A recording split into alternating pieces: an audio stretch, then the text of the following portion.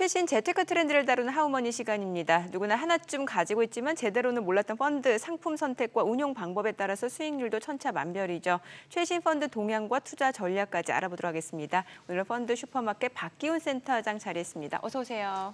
안녕하세요. 네, 오늘 또 이 자리에 처음 모셔봤는데 펀드 슈퍼마켓 어느 정도 좀 감은 잡히는 것 같은데 어떤 곳인지 먼저 좀 소개를 해주세요.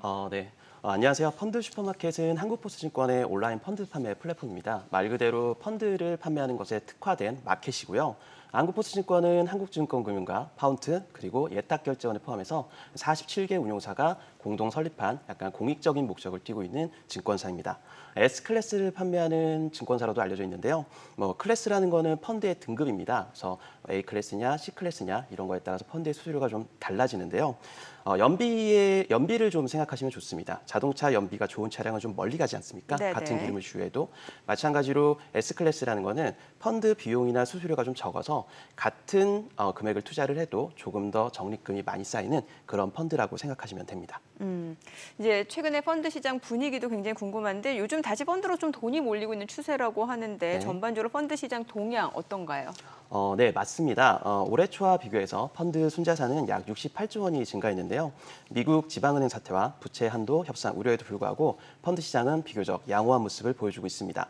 유형별로 살펴보면 먼저 주식형 펀드 순자산액이 연초 대비 약 9조 원 증가해서 100조 원을 넘어섰습니다. 1분기 국내외 주요 지수 상승의 영향을 받았고요. 국내 주식형과 해외 주식형이 모두 증가한 모습입니다. 채권형 펀드 순자산액 또한 4조 원 이상 증가해서 채권과 주식 두 가지 유형에서 모두 양호한 투자 자금의 유입이 확인되었습니다. 특이한 점은 MMF인데요. 연초 대비 자금이 큰 폭으로 늘어나 있는 상황입니다. 무려 19.5% 증가한 183조 원이고요. 법인형 MMF를 중심으로 연초 이후 꾸준히 높은 설정액을 유지하고 있습니다. 2월 한때 법인형 MMF를 중심으로 210조 원을 돌파했던 것을 비교하면 약간 감소했지만 그래도 높은 수준을 유지하고 있습니다. 통상 법인형 MMF는 시장 변동성이 커졌을 때 법인이 투자를 미루고 대기 자금을 보관하는 용도로 쓰입니다. 그래서 법인형 MMF가 늘었다는 것은 기관이 경제를 조금은 불안한 시각으로 바라본다는 의미로 해석될 수도 있습니다. 그런데 최근과 같은 상황에서는 오히려 투자를 대기하는 유동성이 많다는 의미로 해석할 수도 있고요. 또 법인형 MMF의 시가평가제가 도입되면서 MMF가 좀 기존에 비해서 적극적인 단기 투자 수단으로 확대되기도 했다는 의미로 해석할 수도 있습니다. 결론적으로 2023년 들어서 거의 모든 유형의 펀드 순자산액이 증가했기 때문에 좋은 신호로 판단하고 있습니다. 네, 특히나 이제 법인형 MMF로 좀 자금이 많이 증가가 됐다라고 하니까 굉장히 유의미하게 좀 읽혀지는 것 같은데 최근 투자자들에게 가장 인기가 많았던 펀드에 또 어떤 것들이 있는지 좀 궁금한데 순위 네. 좀 준비해 오셨다면서요? 네네네. 네. 4월 한 달간의 주식형 펀드 설정액 증감 동향을 한번 보겠습니다. 1위는 VIP 한국형 가치투자펀드로 출시 첫 달에 456억 원의 자금이 유입되었습니다. 2위는 흥국 액티브 퀀트 인덱스 펀드로 한 달간 284억 원의 자금이 유입되었습니다. 3위는 NH 아문디 코리아 2배 인버스 레버리지 펀드로 196억 원의 자금 유입. 4위는 한국투자 엄브렐러 리버스 인덱스 펀드로 148억 원의 자금 유입. 5위는 신한, 누버거, 범원, 미국 가치주 펀드로 100억 원의 자금 유입이 있었습니다. 1위인 VIP 한국형 가치투자펀드는 4월 3일에 출시됐는데요. 네. 출시된 지 한 달이 경과하는 5월 3일 기준으로 보면은 502억 원이 설정됐습니다. 즉 한 달 만에 500억을 돌파한 주식형 펀드가 된 건데요. 예. 아직은 좀 불안정한 시장 상황을 감안하면은 소위 히트 상품이라고 부를 만한 성과를 보였다고 볼 수 있습니다. 지금 화면에 나오고 있는 VIP 한국형 가치투자증권 가치투자 신탁. 네네. 이게 VIP 자산운용. 네, 맞습니다. 그럼 이거는 원래는 사모펀드 운용사 아니에요? 네, 맞습니다. 그러면은 정확하고요. 사모펀드는 원래 최소 가입 금액이 이제 1억 원 이상 네. 고액 자산가들이 이제 네. 투자하는 상품이라고 좀 알려져 있는데 그럼 이거가 지금 공모펀드 쪽에도 진출한 건가요? 어떻게 봐야 되는 거예요? 네, 맞습니다. 정확하게 질문 주셨고요. 네. VIP 자산운용은 본래 사모펀드 운용사가 맞습니다. 예. 좀 가치 투자로 정평이 나 있고요. 굉장히 잘 알려진 사모펀드사입니다. 사모펀드는 최소 투자 자금이 전문 투자자인 경우엔 1억, 그리고 일반 투자자인 경우엔 3억 원이 최소 자금이 됩니다. 네. 가입하려면 꽤 큰 돈이 필요한 그렇죠. 거죠. 그리고 그 밖에도 환매나 설정하는데 폐쇄적인 특징이 있어서 고액 자산가들의 전유물이다. 이런 식으로 평가받는 게 일반적입니다. 네. 근데 최근에 사모펀드 운용사들이 공모펀드 시장으로 많이 영역을 확대하고 있어요. 추가적으로 라이센스를 펀드를 이제 획득하는 거죠. 예. VIP 자산운용뿐만 아니라서 더제이 자산운용, 뭐 DS 자산운용, 머스트 자산운용 이런 회사들이 일반적으로 사모펀드에서 좀 유명한 회사들인데 이런 회사들이 넘어오고 있고요. 대부분 펀드 매니저가 오너십을 가진 그런 회사들이 포진되어 있습니다. 이 공모펀드 시장으로 진출하는 이유는요, 여러 가지가 있는데 대표적으로는 연금 시장의 규모가 워낙 커지다 보니까 네. 이 연금 시장에 뛰어들기 위해서 주식형 투자에 특화된 사모펀드사들이 공모펀드로 영역을 좀 확대하고 있다고 보시면 됩니다. 예. 사실 이제 펀드 같은 경우는 이제 일반적으로 인식 자체가 수익률이 낮은데 네. 그 운용 수수료 있잖아요. 네네네. 그러니까 그걸 많이 가져가다 보니까 사실 투자자 입장에서는 수수료만 떼이고 수익률 자체는 얼마 안 된다. 네네. 그러니까 좀 직접 투자하는 게 낫지 않을까라는 네. 좀 인식이 많거든요. 최근에 펀드 수익률 괜찮아요?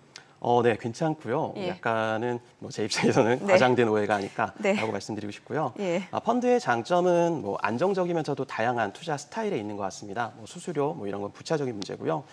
뭐 수익률만 본다라고 하면은 일단은 자산 유형별로 다양하게 구분이 가능하겠지만 일단 투자자분들한테 가장 익숙한 게 국내 주식형 펀드니까 예. 국내 주식형 수익률을 한번 보도록 네. 하겠습니다. 4월 한 달만 놓고 봤을 때 코스피는 제자리 1% 정도 상승했고요. 코스닥도 마찬가지로 제자리에서 0.6% 정도 하락했습니다. 즉 연초 대비는 많이 올랐지만 4월만 보면 주춤했다라고 볼 수 있는데요. 이 기간 중에 국내 주식형 수익률은 1위는 미래에셋 한국 헬스케어 펀드로 플러스 5.6%의 수익률을 기록했고요. 2위는 한국투자 코스닥 2배로 펀드로 플러스 5.43%, 3위는 NH 아문디 코스닥 2배 레버리지 펀드로 5.36%를 기록했습니다. 4위는 DB 바이오 헬스케어 펀드로 5.12%의 수익률, 5위는 삼성 코스닥 150 1.5배 레버리지 펀드, 6위는 현대 뉴현대 그룹 플러스 펀드, 7위는 키움 차세대 모빌리티 펀드로 플러스 3.15%를 기록했습니다. 말씀드린 것처럼 4월은 코스닥 네. 지수가 0.6% 하락했다라고 말씀을 드렸는데요. 예. 1위부터 7위까지 펀드를 보시면은 코스닥 레버리지 펀드를 세 종류나 찾아볼 수 있습니다. 네네. 이게 약간 재밌는 사실인데요. 펀드의 수익률은 반드시 이렇게 기간을 따라간다기보다는 좀 종가를 누적해가는 그런 구조도 있고요. 그리고 펀드마다 약간씩 투자 스타일 차이가 있기 때문도 있습니다. 예. 근데 처음에도 말씀드렸듯이 장기 투자자라면은 이런 레버리지 펀드보다는 고유의 스타일을 가진 좀 같이 액티브형 펀드에 네. 집중하실 걸 추천드리고 싶고요.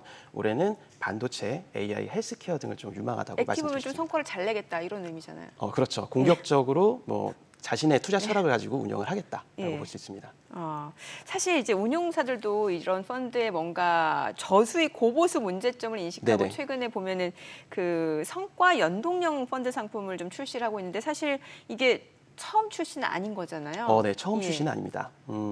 말 그대로 성과 연동형이라는 건요, 성과에 따라서 보수를 좀 다르게 지불하겠다 네네. 그런 의미입니다. 아무래도 잘 운영해야지 초과 성과에 대한 보수를 받을 수 있으니까 운용사들 입장에서는 초과 성과를 받기 위해서 적극적으로 운영하고 책임의식도 좀 강해지는 그런 효과가 예. 있습니다. 사모펀드사들이 주로 이러한 성과 연동 방식을 취하고요. 실제로도 성과 보수를 많이 받는 사모펀드들의 수익률이 더 좋은 편입니다. 투자자 입장에서도 수수료 1%를 높여서 5%의 수익이 더 난다면 좋지 않겠습니까? 그렇죠. 그러다 보니까 공모펀드에도 이러한 성과 연동 보수 체계를 도입해달라는 요구가 많이 있었고요.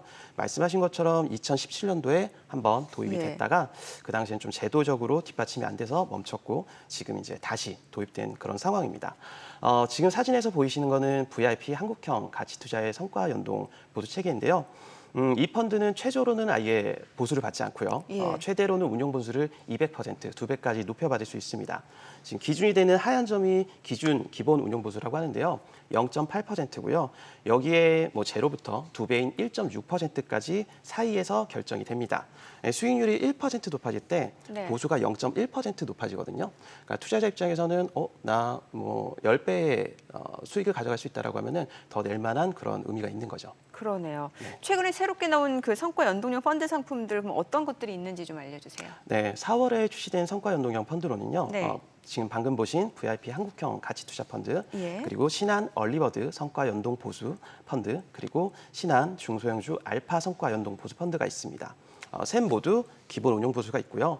최저 제로로부터 최대 200%까지 운용 보수가 변동됩니다. 이 중 신한 얼리버드랑 신한 중소형주 알파 펀드는 아시는 분들이 많을 거예요.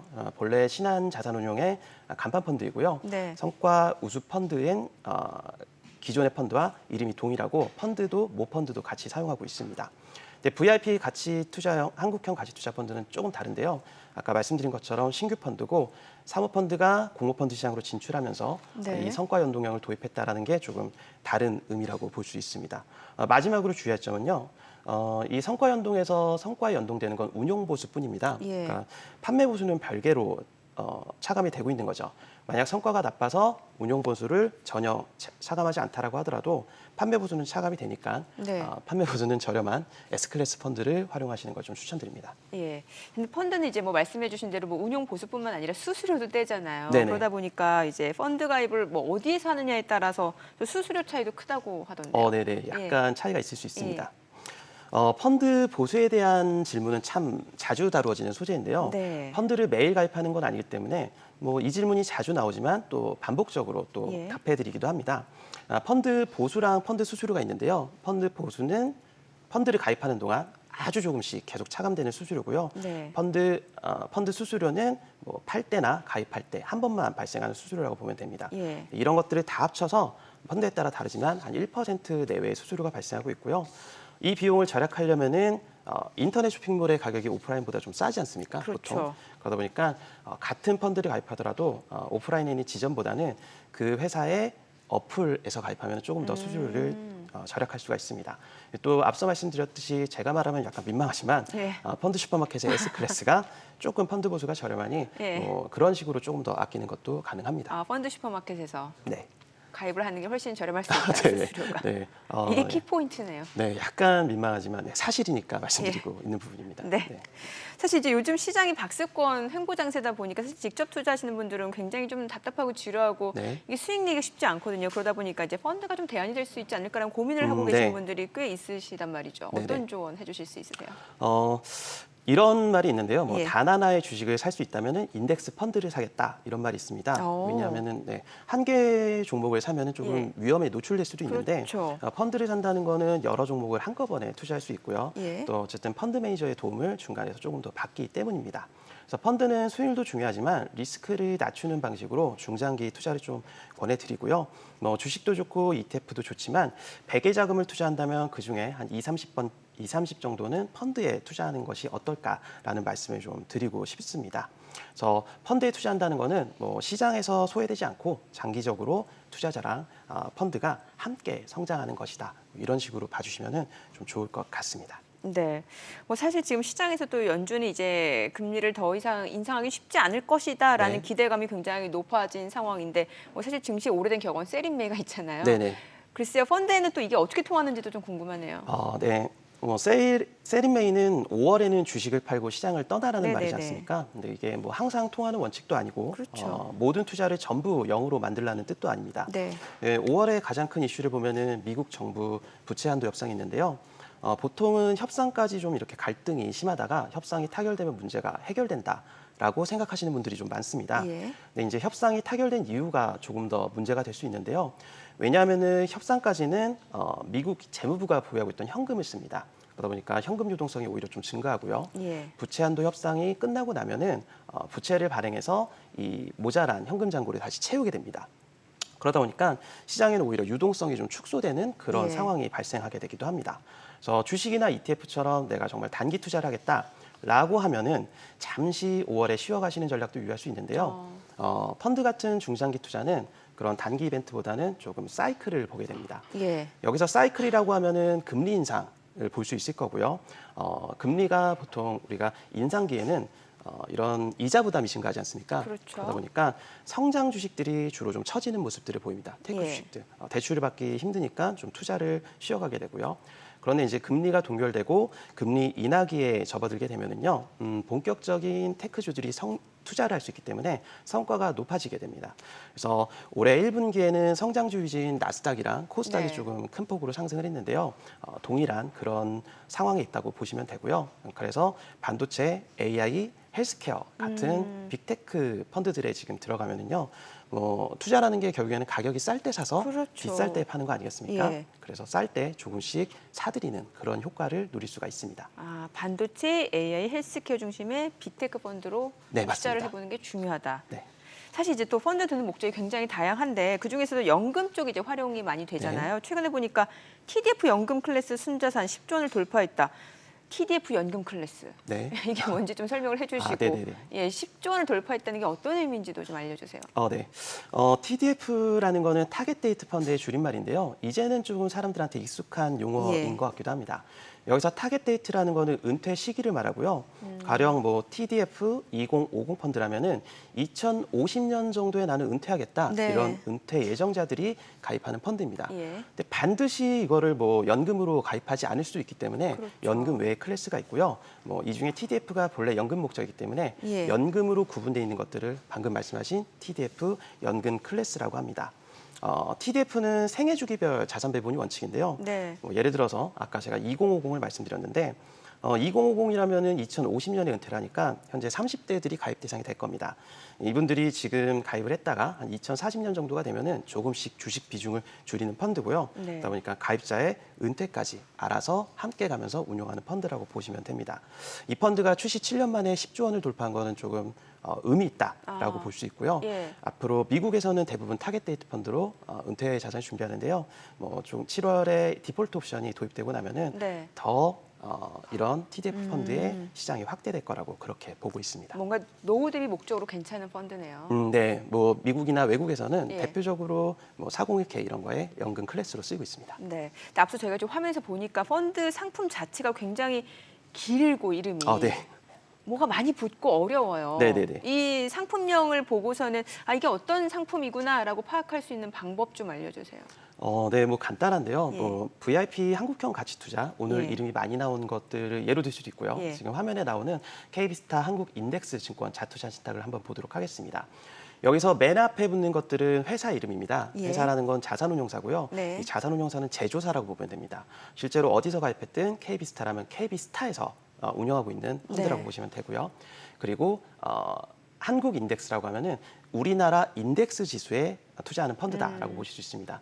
만약에 여기가 그로스다, 뭐 그러면 당연히 성장에 투자하는 걸 거고요. 밸류라고 하면은 가치에 투자하는 펀드가 됩니다. 네. 그리고 그 다음에 전략은요, 뭐 액티브면은 성장에 투자한다, 뭐 또는 뭐 선별한다, 뭐 이런 여러 가지가 있고요. 그 다음에 증권 자투자 신탁이 그냥 줄여서 펀드라고 보실 수가 있습니다. 맨 마지막에 클래스는 이 펀드가 어떤 식으로 수수료를 차감하는 것인지 그런 것을 나타낸다고 보시면 됩니다. 네, 알겠습니다. 오늘 또 펀드에 대해서 좀 이야기 나눠봤습니다. 펀드 슈퍼마켓 박기훈 센터장이었습니다. 말씀 잘 들었습니다. 고맙습니다. 감사합니다.